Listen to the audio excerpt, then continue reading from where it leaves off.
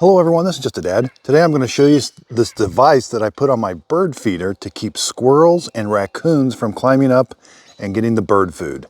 So this is a very easy device to install and it actually really works good.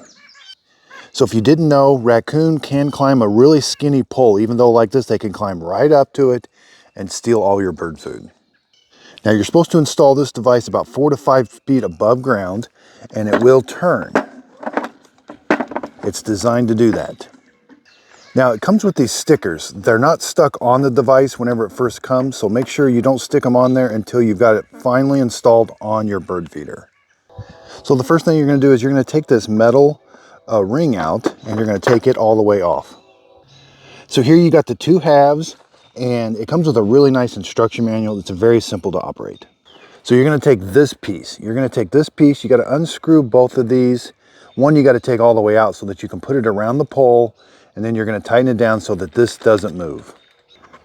Now you're going to take both of the green halves and that's going to get sandwiched right there.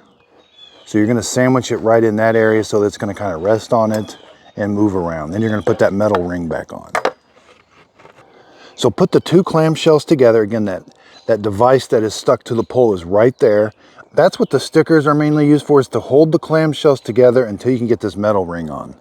You're going to have to find there's like a slit open in this where this ring goes. And so put one end of it in there, then the rest of it's going to go around.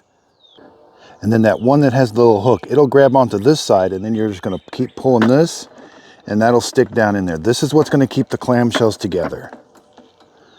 So I really like that this device is very simple to operate, but it actually works very well. I hope this video helps. Thanks everybody for watching.